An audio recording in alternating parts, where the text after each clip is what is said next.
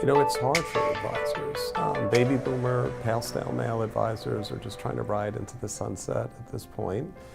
There's only 6% interest of advisors in impact and sustainable investing, where you have 88% of millennials, 83% of women, 64% of clients overall want values addressed in their portfolios, and 6% of advisors are really even interested. It's only prudent, I think, that the financial advisors, the financial industry, and the sector take notice. And I think that comes down to really developing an understanding of the field, learning how to talk the talk, and learning where the opportunities are, and understanding what their clients are interested in. A lot of financial advisors are having to go on that journey on their own. And I mean, this is a very early days of the industry in terms of really scaling capital. There's still a lot of discussion around nomenclature, a lot of discussion around metrics.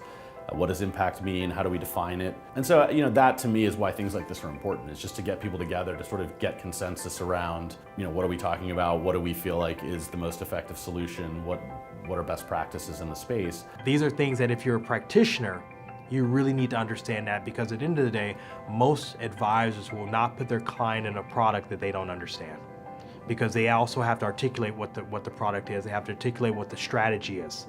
And so we have to do a very good job of really arming them with the tools they need to articulate the product. Because without that, you will definitely, I think, will hamper the growth of ESG.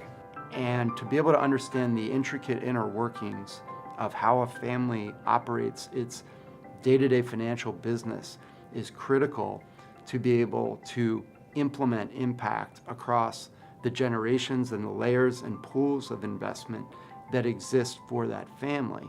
So it really is incumbent on advisors in those kinds of roles who are serving those kinds of multi-generational clients to put themselves in an educated position to really inform how they can best unlock the capital that can be deployed towards the movement of impact in their portfolio.